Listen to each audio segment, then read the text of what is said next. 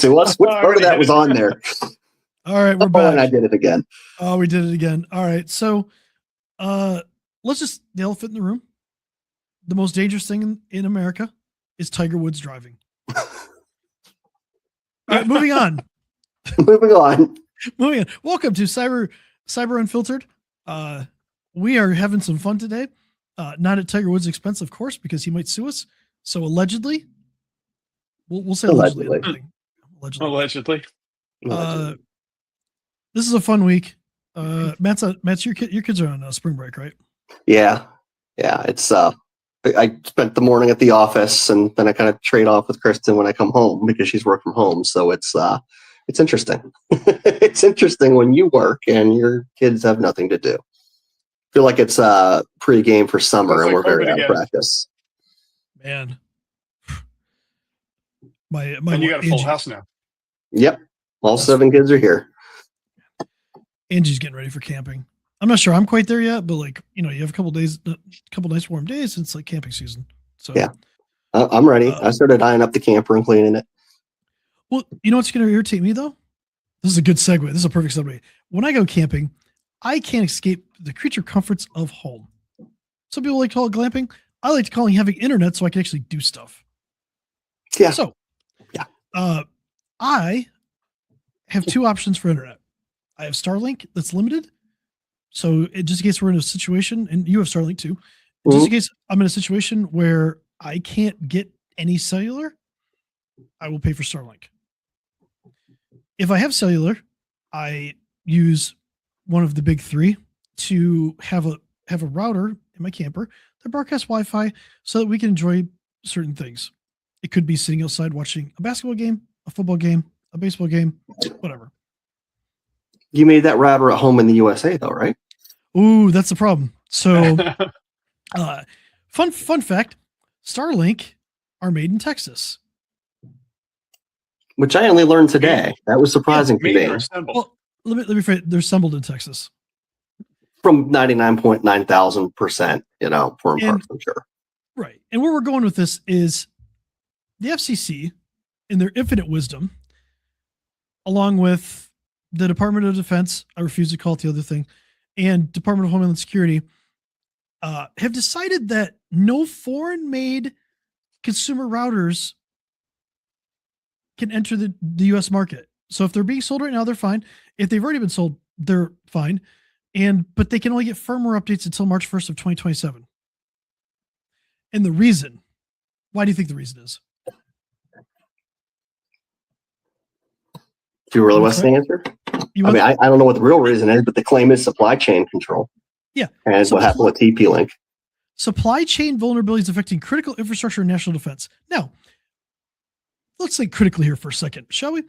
If you are, I believe you said consumer routers, right? I did say that is a good catch.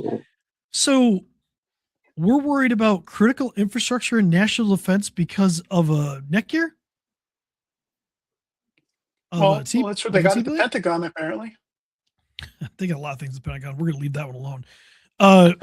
They also said increased susceptibility to cyber attacks, espionage, and data exfiltration. And they demonstrated exploitation in major cyber events where they talked about Salt Typhoon. Salt Typhoon affected enterprise-level routers at telecoms. Not the shit you buy at either, but whatever. Not the shit you buy at Walmart. Like, this is so incredibly stupid. I can't even begin to. I can't begin to like figure out how not to be kind of relatively offensive on this. Look, home routers. People don't upgrade their home routers when they need to. They just use them to they don't give a shit. If they have internet, that's all they care about at home. And honestly, that's okay. They might not even know they upgrade. Yeah, and that has created bot farms, right? Like this firmware that has they have vulnerabilities, and then eventually, what will happen is the routers will become vulnerable because they won't get patched anymore. Auto patching may not be an option, and then they'll leave them on there, and then they'll be taken over, and they'll be using bot attacks. So people will just get which is a problem. But this isn't how to fix it. Absolutely a problem.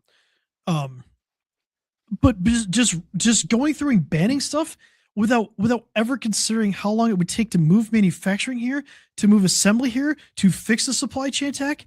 This is just, I don't know what this is.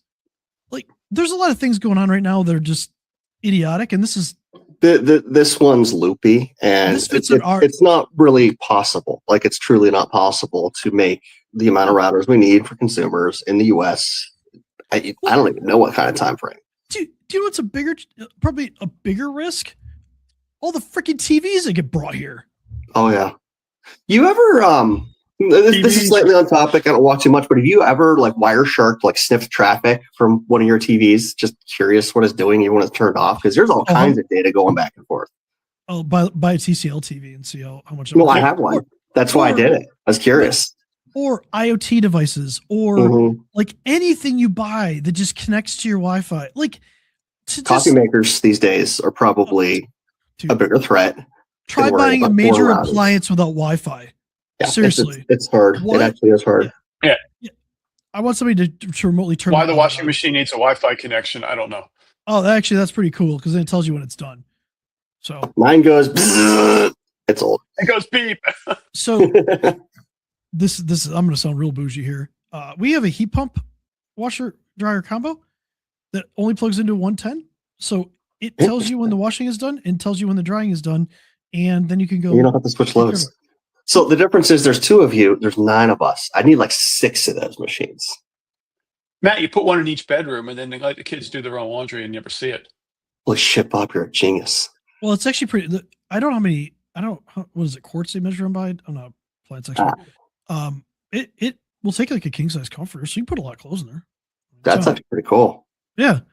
It's a GE. I love it. Future big camper idea. All right, now that I took us off track, everything's just completely connected. Not off track. That's connected to my IoT network. That's my main network. Right. Well, yeah, and to be clear, my TCL TV, where I saw weird traffic, that's exactly kind of where I think you and I are trying to get here. Is our devices can't talk to each other. They can't talk to anything but the internet to get our streaming services. Yeah. But my router's probably made in China. Sorry. At home. So how many routers supplied by the cable companies are made in China? Probably all of them. All of them. Yeah. Probably all of them. But here's the thing: you can apply for, you can apply for an exemption. So, but here we go back to everything else I've said. What are you going to do to get an exemption? So is this going to be some backroom dealings and stuff like that to get an exemption? And it creates saying that all the routers are out there. Let's say you just bought a router, right? And it just stops updating firmware next year. That creates a bigger security hole than just not banning it.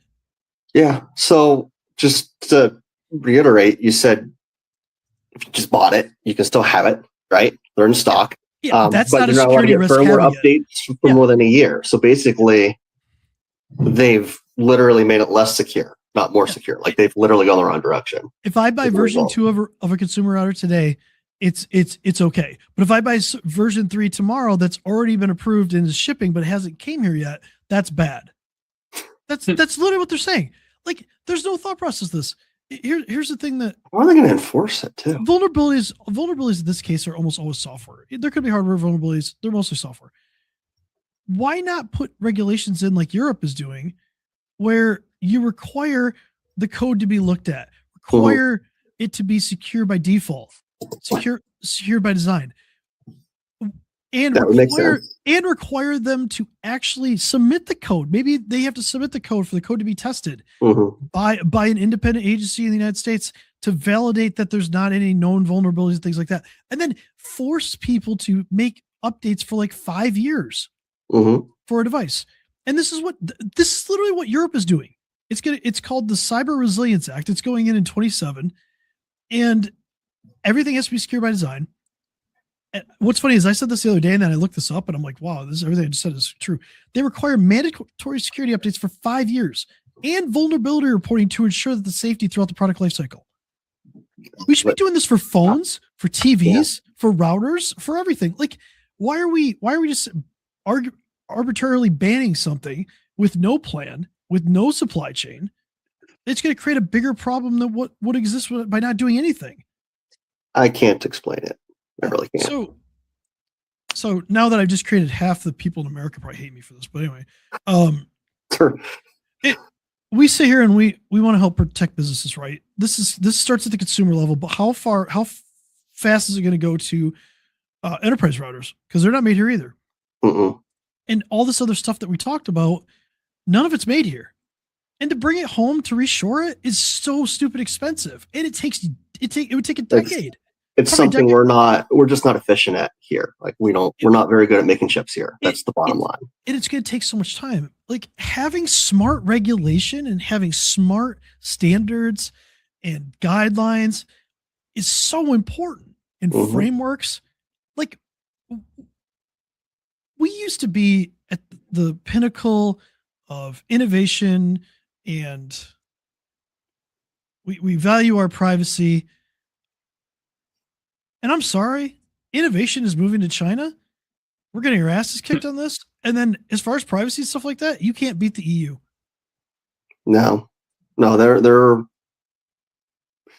when did they put GPDR in place? It was like 6 years ago at this point, wasn't it? 6 or 7, and we still don't have anything that matches.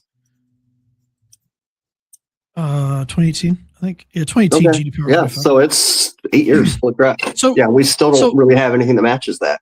Yeah, and I'm not railing on this because I'm not trying. I'm far past politics in this, but it's just that for us to like protect businesses, for business to protect themselves, we have to start thinking. We have to start thinking deeper about how do we protect individuals, how do we protect businesses, but like forcing secure by design isn't a bad thing. Like they took out some of the stuff in an executive order for trying to force secure by design software before it's integrated into like the government. Why is that a bad thing? And people are like, well, that's too much regulation. Really? Because we're doing such a bang up job of not releasing vulnerable stuff right now. But it wasn't really regulation as much as just saying, hey, maybe the device should come locked versus open, and you can choose to open it or not. That's really all it is. Well, all the software too, like forcing vulnerability is actually pretty cool. So here's the thing. This is what I like about Europe.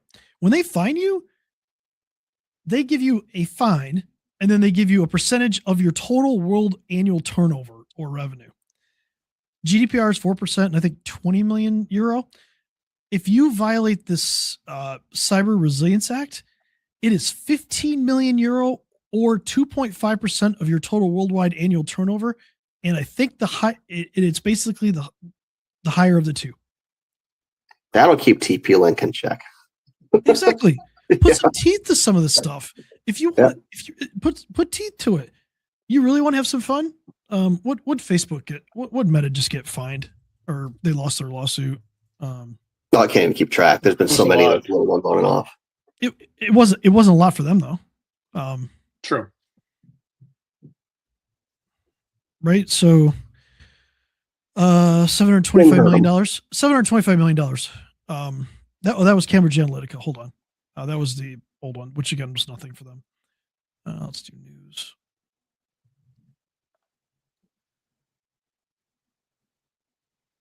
Let me find it. I want to make a point about this. I like the worldwide. I like finding by worldwide revenue because I think it actually is more deterrent than anything. Because when you find a company that's worth, I don't know, let me go look up the market cap of Meta. This should be fun. All right, what's market cap?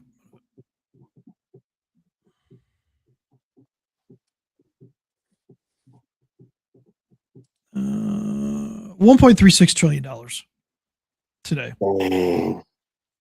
So they just Meta and Google lost that social media addiction thing, right? A lot of zeros. Yeah. I don't know what they're going to find. I don't know. Maybe they didn't really say it. So let's say it's $3 billion. Let's say it's $3 drop in the bucket for them. Wait, the jury found Meta liable for $4.2 million in damages for social media harm. Really, they're worth 1.36 trillion, and they got fined $4 million. And they made a lot more than that by being addictive intentionally. So that's a pretty good return on investment for them. So what was the revenue? Let's do the revenue because this is a fun game of whack-a-mole. What was the revenue for Meta in 2025? What, $200 billion? Yeah, something like that.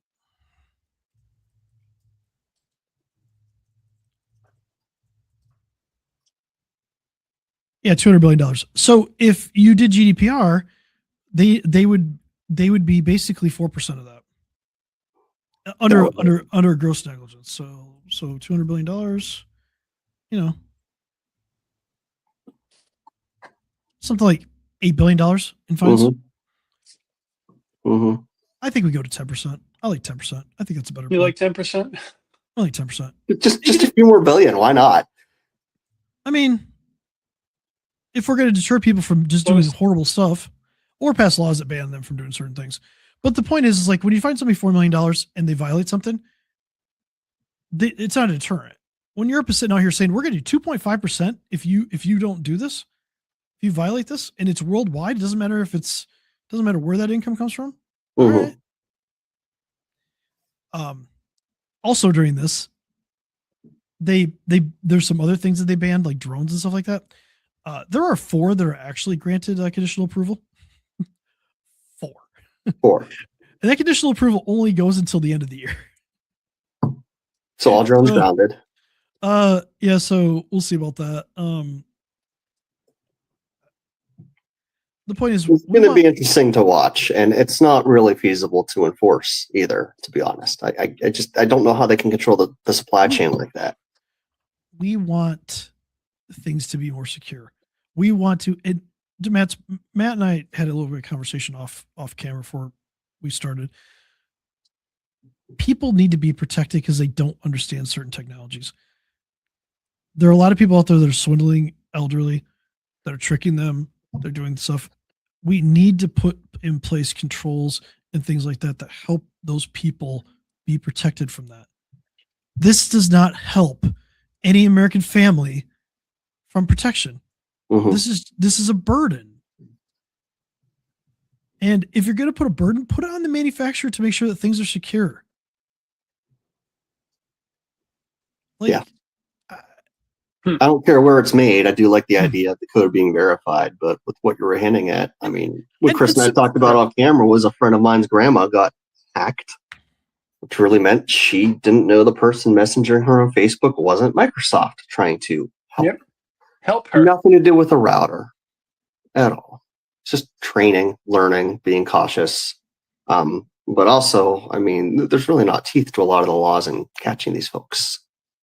Especially when they're outside the United States, right? Well, yes, and almost definitely was in this case, but not always. Everyone's homework is to watch Beekeeper. I know Chris hasn't watched The Beekeeper yet. It's like a cybersecurity John Wick. It's amazing. It's a great movie. Now I have to watch it. Well, I'm going to Vegas next week. Let's wrap this up for this week. So let's kind of bring this back down a little bit. We need a better solution than just banning stuff. There needs to be regulations put in place that things are brought here in a secure manner. They're tested in a secure manner.